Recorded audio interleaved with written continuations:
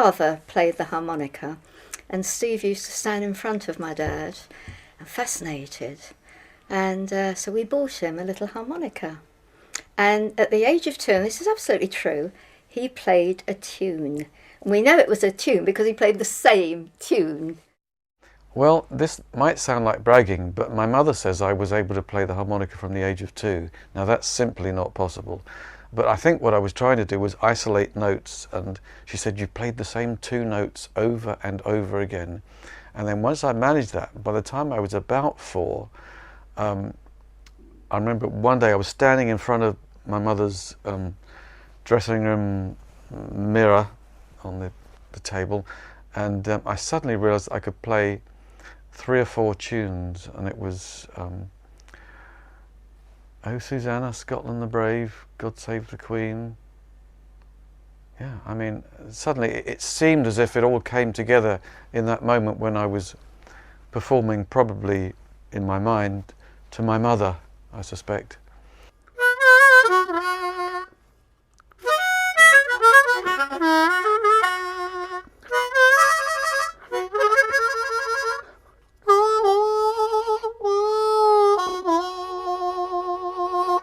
So very expressive little instrument, especially if you get locked up in jail ever, of course.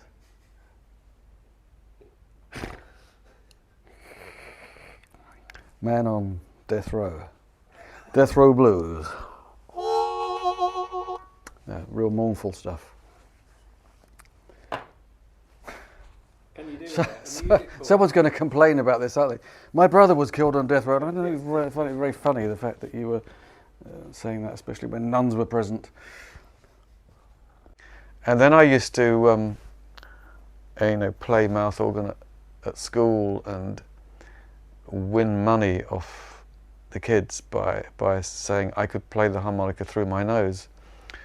So I covered up my mouth and I was able to play simple tunes through the nose, and these poor kids were losing 3pence, 6pence, old money. And somewhere in the back of my mind I thought, music, money, goes together, doesn't it? Steve and I used to do a lot of playing together because he'd taken up the guitar. Our father, I should say, had brought a guitar back from Canada. It was like a huge beast, this sort of great thing. I remember seeing it as a small child, and like the strings were sort of about 4 feet high off the fretboard. And I remember Steve started trying to manipulate this thing. This guitar had an absolutely brutal action on it. The idea was that if you've played for long enough, my dad said, you'll get calluses and it'll all be fine. Well, I've been playing on this thing for months and my fingers were still bleeding, and I thought, when are the calluses going to come? And it was going to be never with that guitar. And it wasn't until a friend of mine bought a nylon guitar, and I realized that the difference was the feel of silk under your fingers with nylon. It seems so easy, it seemed almost like cheating, compared with the barbed wire of this other thing, this F cello hole Canadian guitar. And so I was converted very early on to nylon. I mean, obviously I loved steel and I was going to move on to electric, but the feel of a nylon guitar was very beautiful, very sensual, almost from the word go.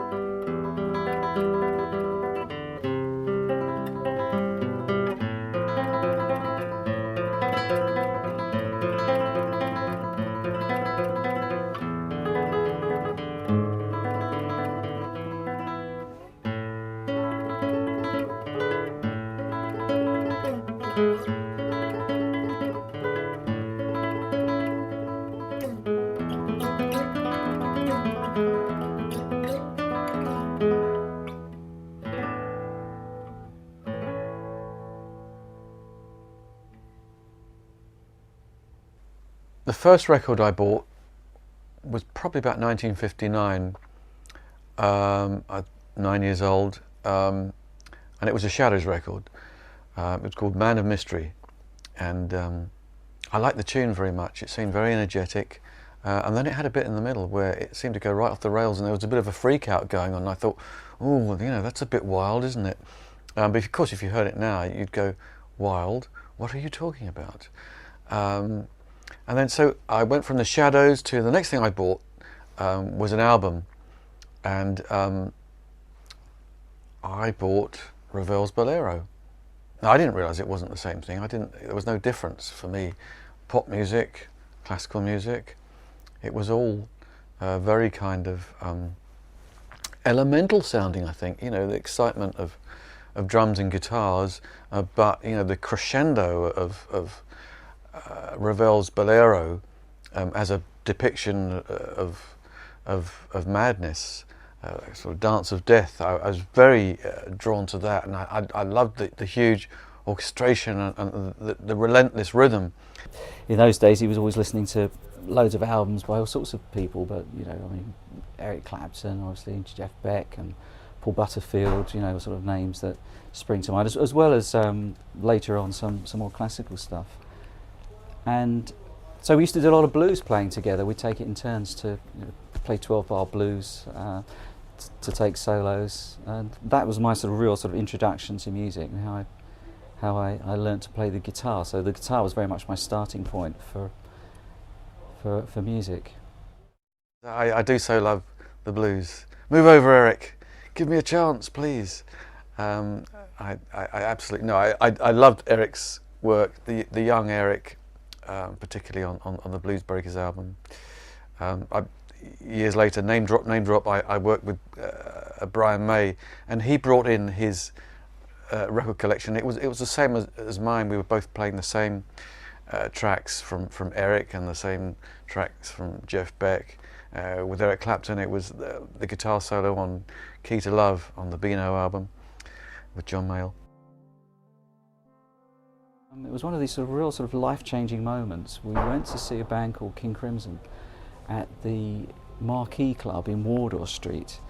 I must have been about just 14, I think, at the time. So I've often wondered how they actually sort of got me into the club at such a tender age. But anyway, we went to see King Crimson, and I was completely blown away by them, because they started off with Schizoid Man, and I was just completely sort of pinned to the back of the wall, along with everybody else, by the sheer volume and power of this amazing music. They seem to invent themselves or reinvent themselves practically every other number. There were jazz elements, there was tremendous precision in the Court of the Crimson King itself, these epic numbers. It was fantastic. And then some way into the set, their flute player, a guy called Ian MacDonald, picked up his flute and played this beautiful flute solo on Talk to the Wind. And I just thought, when I saw him playing that, it was such a beautiful sound. Of course, it was through a PA system with echo effects and everything. It sounded absolutely gorgeous, and I just thought I really would love to try that. So after that gig, Steve and I actually bought a flute between us with the view. I think he was thinking about having a go as well, but I was the one that pursued it. Took me quite a few months actually to get a half decent note out of it. It wasn't an instant thing. I sort of worked away at it, and I got some lessons at school, and then I was very fortunate to get a very good flute teacher who was a classical flute player, and he showed me a lot of technique and everything, and I was away, and in a way it was good to do something as well as the guitar, because Steve was already getting very serious about guitar playing.